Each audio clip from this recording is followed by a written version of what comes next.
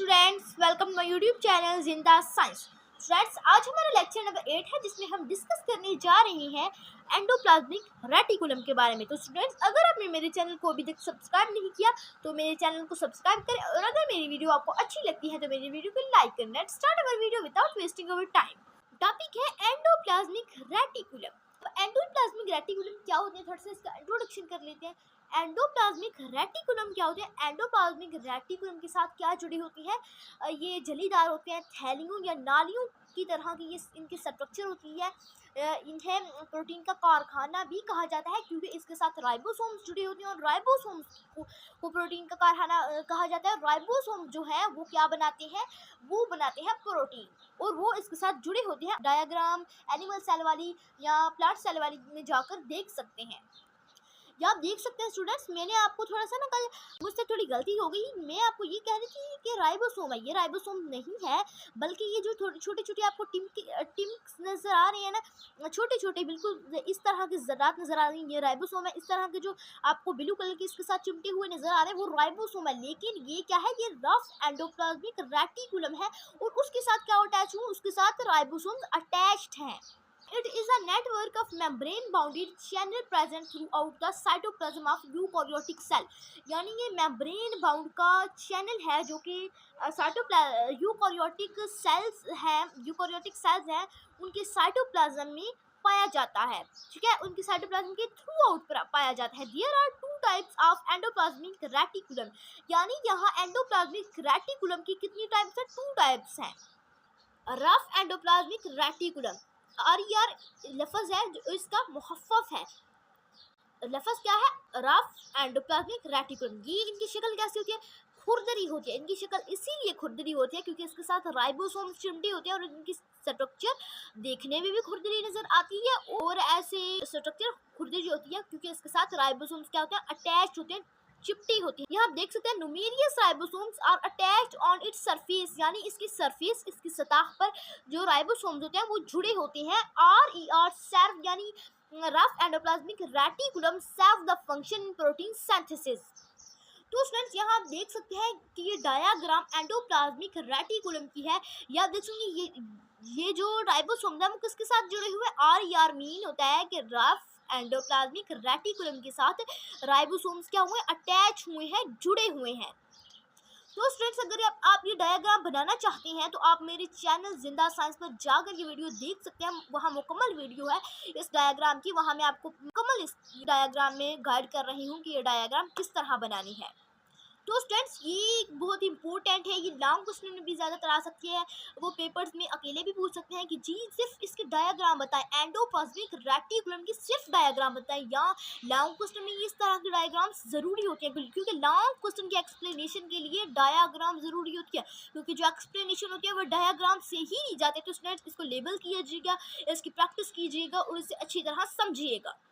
इस चैप्टर में जितने भी एनिमल सेल, प्लांट सेल हैं, उनकी जो ऑर्गेनेलीज हैं, उनकी डायग्राम, इनकी एक्सप्लेनेशन वो बहुत ही इंपॉर्टेंट है। तो प्लीज़ मेरी तरफ से जो डायग्राम है इसकी, जैसे कि ribosome, Golgi apparatus, cell wall, इन सब की जो तमाम की डायग्राम है वो आपने अच्छी तरह प्रैक्टिस करनी है, उनको लेबल करना है, उनको समझना है, ताकि आपको अच्छी तरह समझ आ जाए।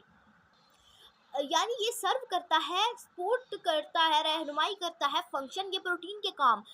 ये यानी ये वही बात आएगी, ये प्रोटीन की कारखाना इसको कहा जाता है, प्रोटीन का इसको फैक्ट्री कहा जाता है। क्यों कहा जाता है, क्योंकि इसके साथ राइबोसोम जुड़े होते हैं। एक क्वेश्चन आ सकता है कि why we call endoplasmic reticulum the factory of protein. आपने कहना है क्योंकि जो राइबोसोम होते हैं वो किसके साथ जुड़े होते हैं, वो एंडोप्लाज्मिक रेटिकुलम के साथ, यानी रफ एंडोप्लाज्मिक रेटिकुलम के साथ जुड़े होते हैं, इसीलिए हम इसे फैक्ट्री कहते हैं प्रोटीन की। जो मैं आपको शॉर्ट क्वेश्चन बताती हूँ वो लिख लिया करें, क्योंकि इनमें से क्वेश्चन आते हैं।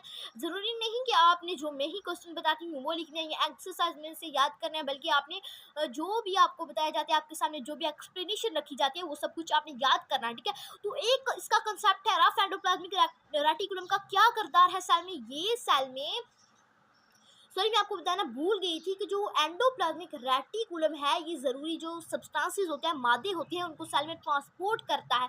उनको सेल में क्या करता है, ट्रांसपोर्ट करता है, एक जगह से दूसरी जगह पर ट्रांसपोर्ट करता है। रफ एंडोप्लाज्मिक रेटिकुलम प्रोटीन को कहाँ करता है, प्रोटीन को या तो सेल के बाहर भेज देता है या सेल में जो जिसको भी प्रोटीन की ज़रूरत होती है वो अपने लिए इस्तेमाल करता है, किसको, प्रोटीन को।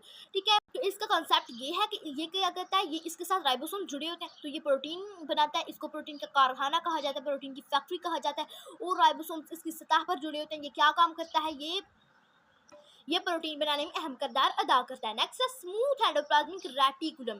ठीक है, स्मूथ एंडोप्लाज्मिक यानी ये खुरदरे नहीं होते। ठीक है, ये बिल्कुल ठीक ठाक होते हैं, इनके साथ कोई ऐसी खुरदरी नहीं होती, ना ही इनकी शक्ल खुरदरी होती है, बिल्कुल बिल्कुल ठीक साफ सुथरे नजर आते हैं। ये इनकी शक्ल खुरदरी नहीं होती, इसीलिए इसे कहा गया है स्मूथ एंडोप्लाज्मिक रेटिकुलम। ये इसका मुहफ़्फ़फ़ लफ्ज़ है, यानी एस से स्मूथ, आर ई से एंडोप्लाज्मिक, आर से रेटिकुलम। डायग्राम में जाकर देख सकते हैं कि इनकी शक्ल कैसे साफ सुथरी होती है और इसमें राइबोसोम्स कैसे नहीं होते।